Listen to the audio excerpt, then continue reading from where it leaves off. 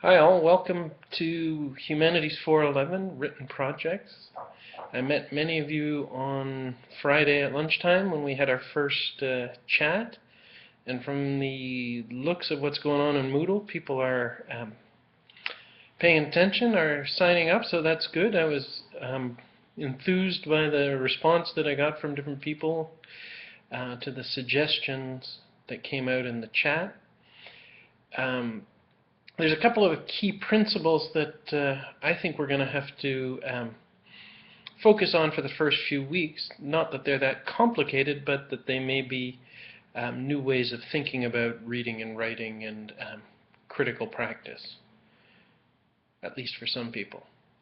The first idea, and I think this is key and will be an absolutely fundamental part of this course, is that writing is a material practice, that the best way to change writing, change the way that you write, to change the way that you think about writing, is to focus on day-to-day things, to think about the material resources available. Where do you write?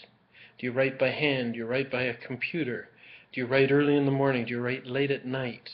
Do you write in coffee shops? Do you write at school? Do you write at home? Who reads your writing? What color ink is it written in? How do you incorporate the readings that you're doing into writing? What are you looking at? What are your goals as a writer?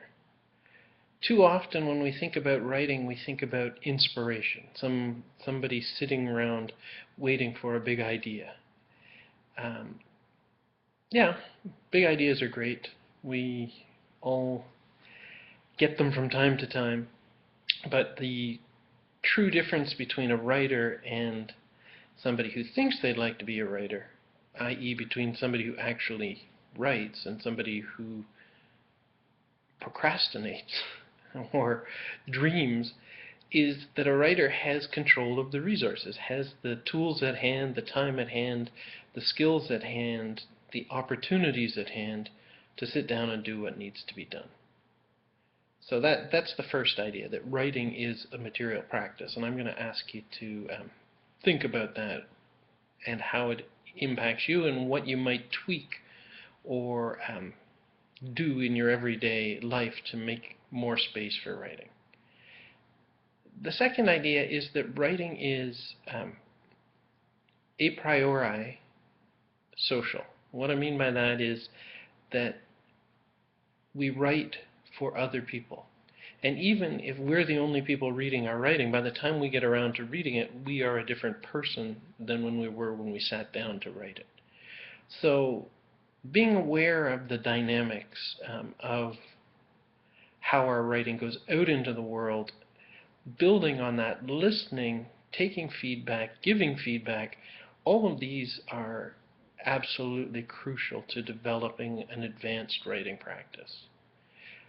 Schoolroom writing, academic writing as it's done in high schools and then in undergraduate university classes, tends to be very isolated and something of a discussion between the instructor and the student only. From my perspective as an editor, as a writer, as somebody who has devoted a lot of my time to social practices that are organized around writing projects, this is a real shame. We're missing out. When you're not reading each other's work, when you're not looking at other people's attempts to solve the same writing problems that you're solving, you are losing a major resource. So we're going to have to think about how we can start to build these networks, how you can start to organize yourself into groups of writers, to begin to share each other's work, and in the sharing to develop real-world material techniques that will help you get the job done well. The third key point of this kind of approach is that writing is reading. If you're not reading, your writing won't get any better. I was thinking about it the other day when a student was talking to me about their work, and it came to me that writing without reading is kind of like learning to play guitar by listening to somebody who plays trumpet. If you never hear other guitar players, if you never benefit from the experiences, the wisdom, the technical innovations that other guitar players have developed over the many years, then you're bound to kind of languish. I don't know how else to say it. You're not going to go where you could go. So it's important, if you want to write, if you want to be a better writer, you have to read other writers. And you have to be a little bit selective in what you read, but also you have to read a lot. Two things to make you a better writer. The first thing is write as much as you possibly can. The difference between an experienced writer or a professional writer and a student writer is really just the amount of writing that we've done. Not a big deal.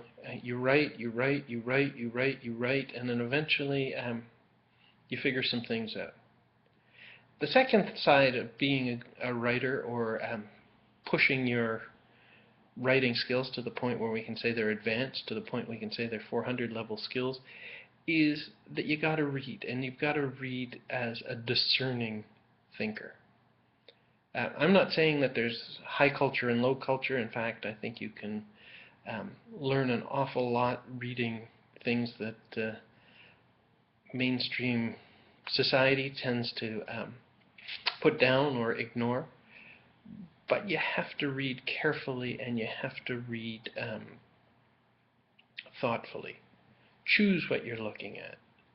Remember what you're reading. If you like to read science fiction, great. Read it. Read as much as you can. But read other things as well. Think about the connections between the work that you're reading all the time and the new work that you're being introduced to. If you write, if you read, you will write and read more. And that's as simple as it can get. So that's it. That's my mini lecture, my sermon from the Mount here on a rainy Sunday afternoon in Vancouver. The work I want you to do this week is really to write a short reflective piece. Probably 500 words is enough. Talking about your material practice. When do you write? Where do you write? How do you write? Who do you write for? Do you write in ink? Do you choose a particular type of typewriter? Do you like to write in coffee shops? What is it that defines your writing practice? I'm sure that in some of your other creative endeavors, you have a very clear sense of how your practice might be different from other people's. You know, as you get ready to make a series of paintings, or if you're making a spatial object, doing some sculpture, if you're making an audio piece, you will be aware of how you organize your time, your tools, your techniques. I would expect, anyway.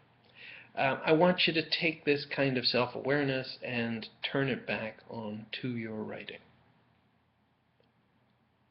That's the first exercise. The second exercise is I'd like you to think about what you're reading and what you would like to read. It came to me after we chatted on Friday that even though I want you to play a key role in deciding what it is that you read this semester, that I might choose a book. And if I chose a book for everybody to read, what would that book be?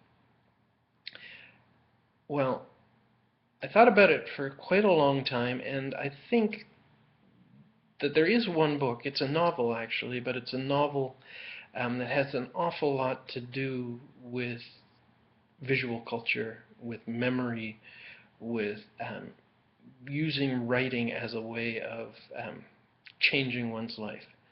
And that's a book called Austerlitz by W.G. Sebald, S-E-B-A-L-D. I'll put the reference up online, and I want you to tell me either by email, or we can talk about it in the chat, which I'm going to schedule for Monday night, whether or not you would like to read this book. If there's a critical mass, I'll go ahead and do it. If nobody wants to read this book, I'll kind of shake my head and carry on with my life, but that's your choice. Anyhow, think about it. Look it up online. I'll send you a link. I'll send you some detailed bibliographic information so you can find the book, and we'll go from there.